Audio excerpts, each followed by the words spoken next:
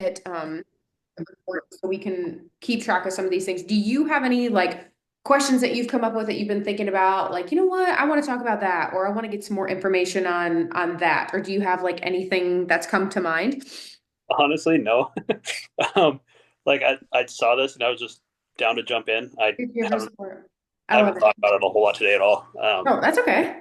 Busy I around. think I definitely pulled a couple of topics that if people didn't have specific questions, like some things that I thought we could talk about, because I definitely, there's always things we can educate on, right? And there's always things that we can just share more information on. And so the first thing that I wanted to kind of go over is talking, especially about spring coming up and summer coming up and the consumption of alcohol. I think that's such an important topic for us to touch on right away, and the importance of being very mindful of your alcohol intake. And I think that since alcohol has been very normalized in our society as super social and very widely accepted, and something that we do for fun and that we should be doing consistently, I think what it comes down to is we have to realize at the end of the day that no matter what, alcohol is a toxin, right? Like alcohol is a toxin in the system, and it is inhibiting your body's process to be able to function normally. And I think one of the most important things to remember with alcohol is while the liver is metabolizing alcohol, it simultaneously cannot metabolize your carbs, it cannot metabolize your fats, and it cannot metabolize your proteins. Like it can't like just deal with the toxin and then deal with the macronutrients at the same time. Like there's no way that the liver can do that just because it's inundated with the need to survive, and it's always going to choose survival. Therefore, it's going to choose ridding those toxins. So I think that's a really important thing again for us to touch on as like summer's coming up, that like, hey, if you don't want to drink, that's cool. If you don't feel like drinking, that's cool. If you, whatever reason you have for not consuming alcohol, is super cool. And it's none of other people's business why you are or aren't choosing to drink alcohol. It's not shameful to not drink alcohol. And at the end of the day, we have to remember that it's a toxin. So if you don't want to put toxins in your body, like that's cool and that's totally okay. But I think a lot of the times too that people assume, because what's often paired with the conversation of alcohol is, oh, well, if I have alcohol and I need to soak up all that alcohol, I'm just going to consume food. And people think that like if we eat breads, if we eat pasta, that's going to like all of a sudden like absorb the alcohol and somehow it's just going to like evaporate out of your body, which does not happen. And so therefore we're leading more to a detriment to ourselves of the overconsumption of calories, overconsumption of nutrients that usually aren't the best for us, right? Because I don't know who's drinking alcohol and sitting there eating a veggie tray, right? Like one, not me, but two, I don't think anybody's doing that. And so that is the problem, is we're eating chips and queso, we're eating pizza, we're eating wings, we're eating whatever it may be. Those things are very easy to overconsume. And then our liver is already inundated with the massive amount of work that it has to process through that with regards to alcohol. So with that being said, Christy, I saw you just joined us too. Do you guys have any comments about alcohol and maybe like your own lives or things that you've discovered, or any follow-up questions that you feel like sparks that with regards to alcohol? I mean, not a whole lot, but you're just so right. Like who orders a beer and has veggies with it? There's always some sort of something good.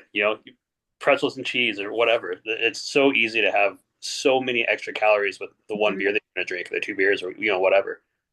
Yeah, it is. And I mean, we could maybe make that a thing with fruit trays and whatever. Or people would be like, "Oh, my Bloody Mary has all these veggies." Okay, fine, but like they're soaked in alcohol. That's not the same thing. But I think it's important too that a lot of breweries now and a lot of places have NA options, which is awesome. And it's super cool if you go and you get a club soda with a lime and it looks like you're having a vodka soda and you're actually not. Or drink root beer. Some breweries have great root beer that they make, or NA beers, and there's truly nothing wrong with that. And I think that for women, a lot of times people automatically assume that person's pregnant or whatever, and it's like it doesn't matter what your reason is. Like I choose not to drink alcohol a large majority of the time because my uncle's an alcoholic, and I don't love that like addictive side of our family. And so whatever the reason is totally okay. But it's important to note that like there's usually not healthier foods options associated with booze. Like I think that's definitely a thing. Christy, did you have anything to add to that as well? Or are you just kind of tuning in and listening in? She's probably just tuning in and listening in. That's totally okay. Cool. Well, I think segueing from that topic too of just talking about alcohol as well, this is also something that has macronutrients associated with it. So alcohol has 7 calories per gram, which most people don't realize that it's actually a macronutrient that needs to be tracked. So with regards to when we look at our macronutrients as a whole, our carbs have 4 calories per gram. Our protein has 4 calories per gram. Fats have 9 calories per gram, but then alcohol has 7 calories per gram. So if you want to be very spot on with your nutrition, with your fitness as it pertains to spring and then summertime, tracking your alcohol intake is very important as well. And I think a lot of people forget about that because they look and they're like, oh my gosh, well, it doesn't have it. You know, you look at the back of the beer and it's like, well, it's 0 carbs. Well, just because it's carbs doesn't mean it doesn't have calories, or just because there's no carbs doesn't mean that there isn't any calories associated with it. So if you look at the back of alcohol and it says 0 carbs, you still have to look at, oh, it's 80 calories. And that's because alcohol is nutritionally empty. So even though we're not getting maybe a carb source from it, we're still getting calories due to the toxins that are in alcohol. So a couple things to remember too is, hey, putting that in whatever system you're using to track is really important, or looking at the back and being very mindful of, hey, if I'm going to have 5 of these and they're roughly 80 calories, you know, round up, that's 500 calories that I'm getting from alcohol alone. I probably need to be very mindful of my protein intake that day, or I need to push that macro much more than I would additional carbs and fats, given that I'm already getting excess calories from that. So with bringing that up, do you guys have any like things you want to add about alcohol or any other questions about alcohol? Michaela, I know you just joined us, but we're just talking about alcohol and how it's a toxin and how the body processes through it, but also how we need to be like mindful of our consumption of it too. I think that was really good. That's something I didn't know. You said it was 7 calories per gram, right? It is 7 calories per gram. Yep. Yeah, that's wild. It is. And most people think that again, because they look at the back and there's like, oh, there's no carbs with it, but there's still 7 calories per gram of that. And it is the unspoken macro. So it's a macro that a lot of people forget to track or track at all. Especially with all those like seltzer 0 calorie options out there. We think that there's nothing that's associated with us, but we forget the liquor portion of it still has calories associated with it.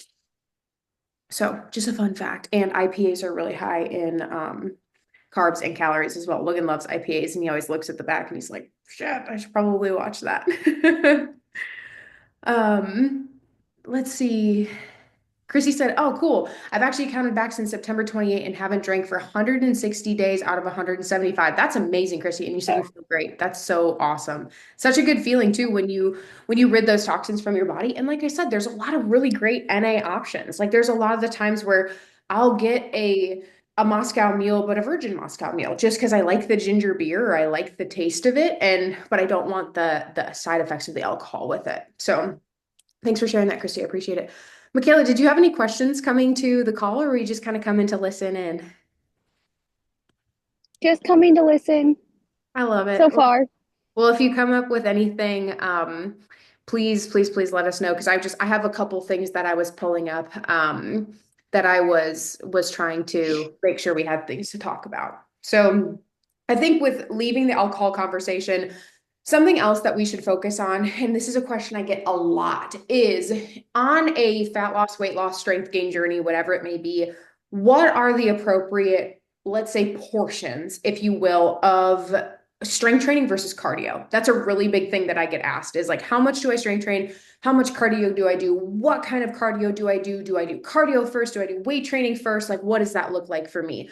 And I think at the end of the day, we have to realize that it's never going to be a one size fits all. It is always going to be to the individual. But what I can tell you over my 8 years of coaching is a really good rule of thumb to remember is if you're trying to build strength or you're trying to lose fat, you need to strength train or weight train first and do cardio second. Now, why would you want to do it in that order and not necessarily the other way around?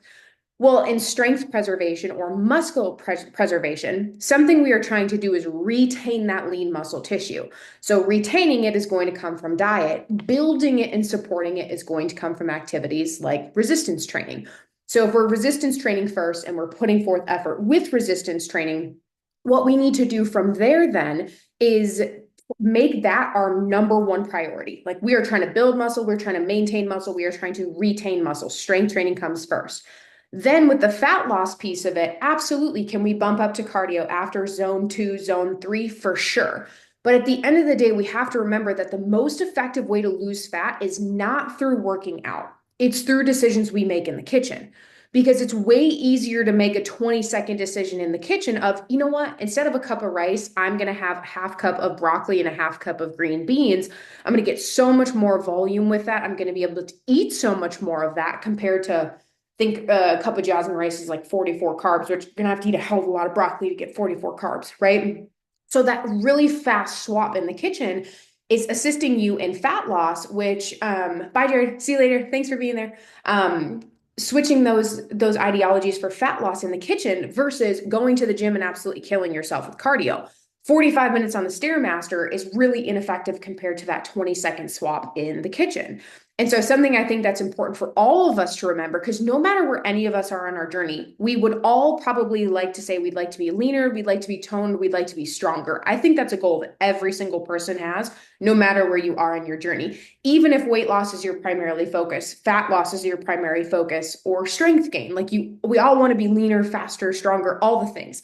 So strength training first, resistance training, or sorry, cardio training second is going to be number one for you. And so if you do it the other way around, what happens is you tax the cardiovascular system, therefore not being able to have the output that you would need that's necessary and required for strength training.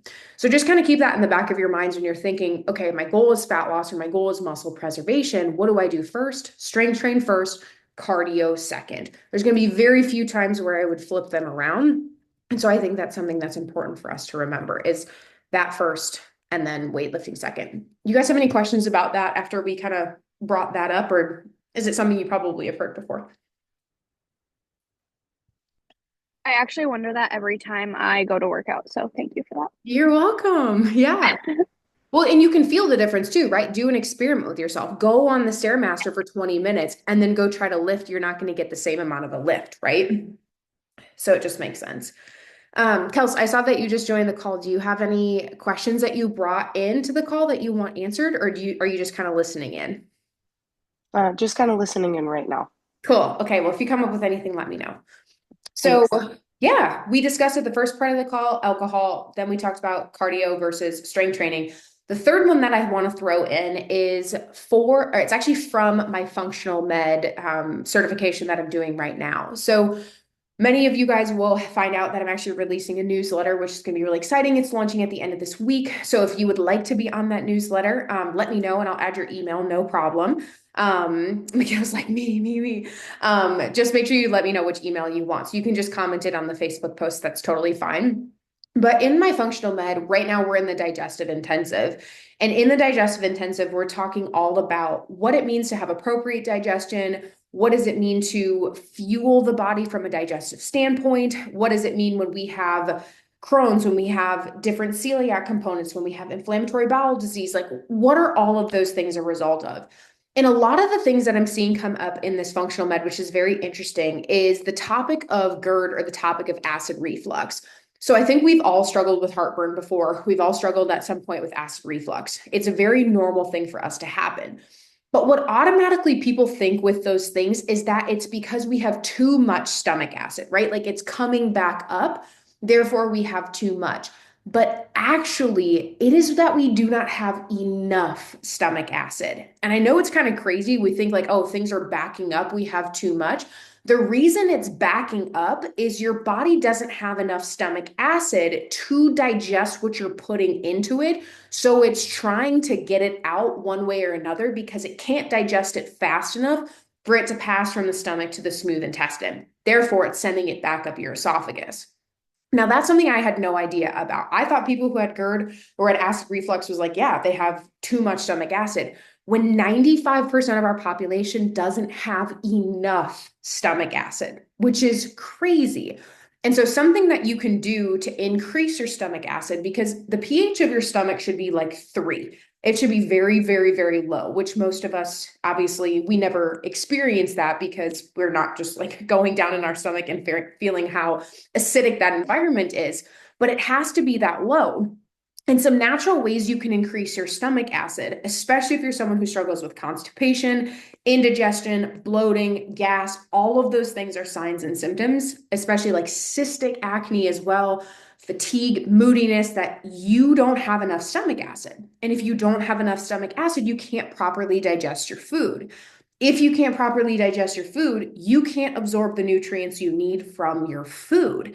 Therefore, you're leaving a lot of undigested food to pass through the body, which makes energetically your body work so much harder than it has to, contributing to fatigue. So it all makes sense. It all comes back to stomach acid.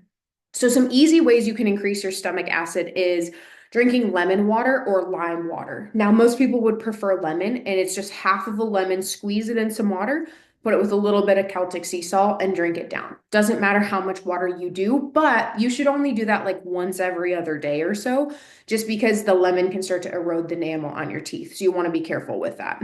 So, the first way is natural lemon water.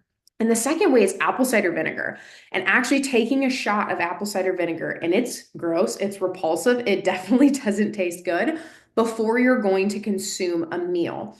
And the key with that is if you take a shot of apple cider vinegar, now it needs to be raw, like unfiltered apple cider vinegar. So you do want a little bit of, for lack of better terms, like the pulp at the bottom, and try to get it in a glass jar if you can. I have a good link on Amazon I can share with you guys as well if you're interested in doing it. But if you take that shot of apple cider vinegar before you eat and going down the esophagus, it burns, or it burns when it gets to your stomach. That's a very high likelihood of indication that you do not have enough stomach acid. Because normally that environment should be so acidic, you shouldn't feel anything other than the gross taste in your mouth. But if it burns on the way down and it burns when it gets to your stomach, that's a likely indicator that you don't have enough stomach acid. And you can start to increase your stomach acid by doing that a few times a week before your meals. So what Logan and I will do for before supper is we'll just fill a shot glass with apple cider vinegar, toss it back, chase it down with water, and then you'll start to notice over the next couple of days it actually assists your digestive system overall. You can do this if you have Crohn's, you can do this if you have IBS, interstitial colitis, like so many different things you can do, because having too much stomach acid, again, is only something, yes, Michaela, I can talk about that in a second. There's only a few very rare instances where people have too much stomach acid. Again, most research is coming out now that people don't have enough stomach acid. So we actually want to increase it. And very acidic foods that would help with those things, if you can tolerate them, Michaela, is things like, if you think about it, like eating lemons whole, eating tomatoes whole, eating really acidic things like that. But then sometimes people can't handle the acidity of some of those foods. Like I myself have a tomato allergy, so I can't have those things. But those are the two biggest ones, is like lemon and tomatoes. Grapefruits you can as well, but they're not always readily available. It just depends on the season and of course where you live as well. Um, but again, any super acidic thing like that, so you could do limes as well. But most people like to do the apple cider vinegar, just shoot it back and get it over with. And you actually can have up to like 3 shots a day of it with your meals and have no adverse side effects. Because again, all the body is trying to do is remain very acidic, and it's good for it to be acidic as well. So I thought that that was really interesting that most people don't have a problem with not enough, like too much stomach acid. They actually have a problem with not enough stomach acid. And again, you need to make sure that you're fully able to digest those things. So, with that being said, do you guys have any questions about stomach acid or digesting things in general? Or do any of you take shots of apple cider vinegar yourself? No questions? Okay. Anyway, Hi, Martha. Something that I think is really interesting too is over the last couple of years, you've probably seen the fad of people taking apple cider vinegar shots for weight loss per se. But what's happening is they're able to increase their stomach acid. Therefore, they're digesting their foods better. And when they digest their foods better, they can use them more optimally. They can supply their body, their muscle systems, whatever type of systems they want, therefore accelerating their fat loss system. So that's really the reason, is the increase in stomach acid. So I thought that was super interesting. So again, under this post as well in the Facebook group, when I post the recording, I'll link the apple cider vinegar that I recommend. And you can mix it with lemon. You can mix it with other things. Like you can try to tone down the taste a little bit. Logan and I just shoot it back. But it's very interesting to see how your gut microbiome changes with it. Like the first couple times, it will burn a lot, and then I can do it now and it hardly burns at all. So it's just a matter of like I guess you getting used to it. Christy says, I like a nighttime apple cider vinegar, lemon juice, and honey and cinnamon. Yeah, you can do that. But you've not had it before dinner. I would try it before dinner, Christy, and see how you notice like your body digesting it. It's just really interesting because it shouldn't be taken necessarily like after food. Now, nighttime when you're winding down is like a different thing. I get it. But take it before food so that you have the increased acidity when you're putting food in the body. And then Kelsey said, my grandpa swore by apple cider vinegar. If I could do it, I'm still scared from trying it. Um, so the only thing with the pills, it's a good question. So pills versus liquid, right? Pills I always think of as kind of like rocks in our digestive system if they're not capsulated or if they're not gels. So if they're like gels, you might be able to get away with it. But if they are like ground down and like hard packed and pressed, just like they sound like rocks in the bottle, they're kind of rocks for your digestive system as well. We just don't have the enzymes to break apart that compacted material. So if they're like maybe gummies, or if they are again capsulated, I think that would be better. Of course, the most bionutrient and available is just going to be taking a shot right out of the bottle, which, like you said, it's a hard taste to get over, but you just kind of plug your nose and go. So I thought that that was very, very interesting when I was learning about it. And so that was the first thing kind of about the digestive system that I wanted to bring up. Second thing, and I think final thing we'll finish off for this roundtable call, because I think it's really interesting, is in my digestive intensive as well, we're talking a lot about gluten. So I'm not sure if you guys are aware of this, but gluten is three different things. Gluten is a glue, a physical glue that holds things together. It is a protein, and what gluten does is it actually increases the amount of protein. So it's essentially like an enzyme driver in our digestive system for tight gap junctions. Now, what does that mean? So our digestive system has things that look like this. They're called villi. And in between those are proteins that do allow things through and don't allow things to come back through. So that's how the small intestine actually lets nutrients into the bloodstream. But what happens is gluten actually increases those proteins, widening the spaces out, making those gap junctions bigger. Now, why is that a problem? More stuff that's not fully digested enters into the bloodstream. And when it enters into the bloodstream undigested, the body recognizes that equivalent to a pathogen.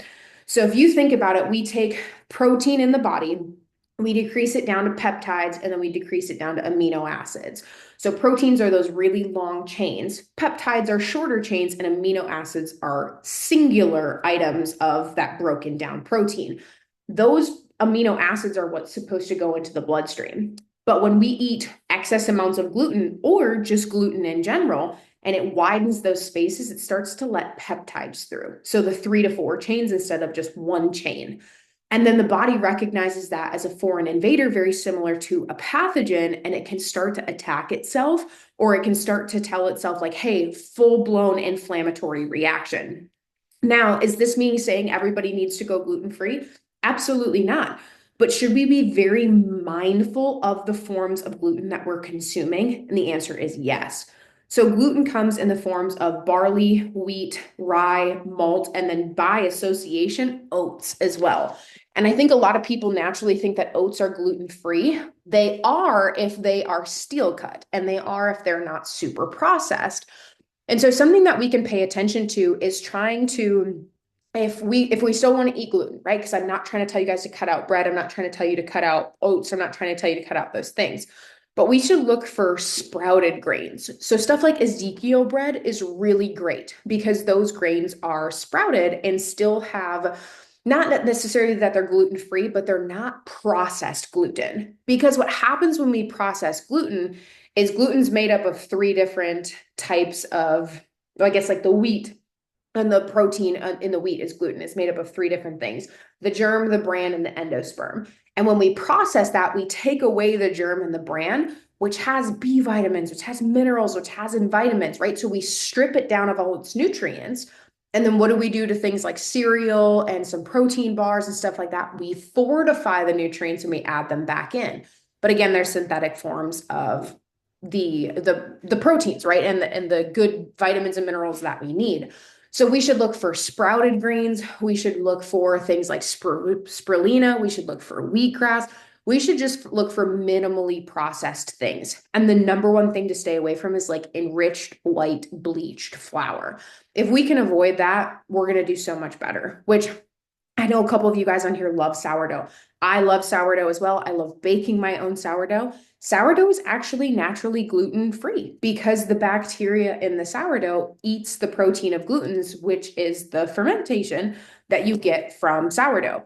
So if you guys ever get on your own sourdough kick, which I know Michaela makes her own things, it's a really great hobby because you're actually producing naturally gluten-free things in your kitchen. And so when we wonder why so many people are so sick or so many people are so addicted to sugar, it's because those villi, it's teaching the protein to start to input itself in those gap junctions, making them so much wider, letting so many more things through. The body doesn't recognize that as food is that we can eat. So therefore we want to eat more. We want to consume more, especially if you hear people say, well, I just have a sweet tooth. I just have a natural sweet tooth.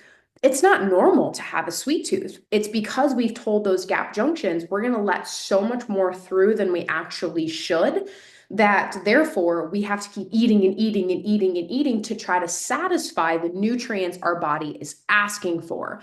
And so, one of the number one things we can do is remove those really processed grains from our cabinets, looking at our cereals, looking at our granolas, looking at our oats, and just trying to make better decisions. Like I said, the Ezekiel bread is really great. Sourdough is fantastic. Steel cut oats are great. Don't get like the quick rapid oats, because if you think about those, the oat is steel cut, and then it's chopped down again and chopped down again and chopped down again to eventually we get those quick oats. So it's processed about 5 times, which makes oatmeal instant, right? But it's not going to be the best for us because it's also nutritionally deprived.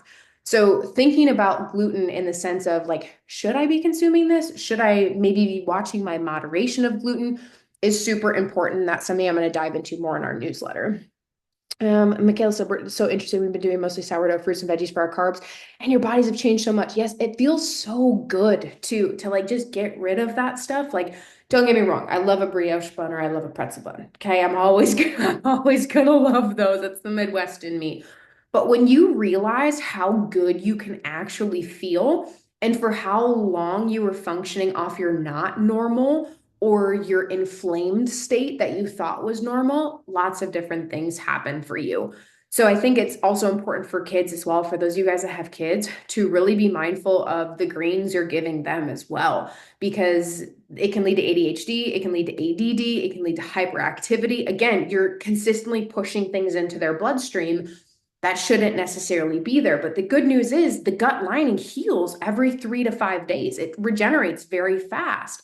So if we start to cut out that gluten consistently, what happens is those gaps get tighter and tighter and tighter again, like they're supposed to.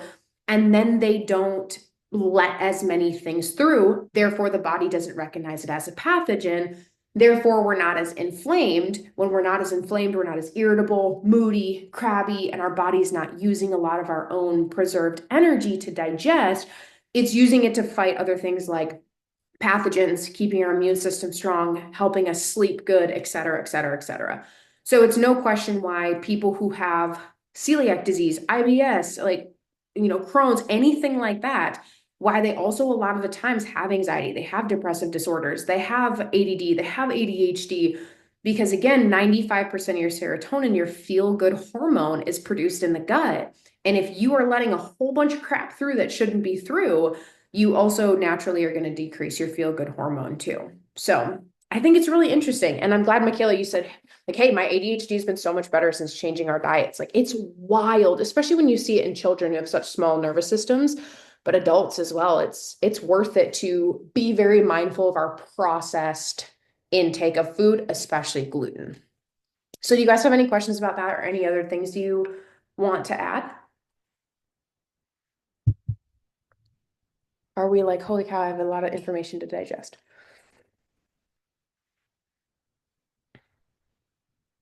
We're good?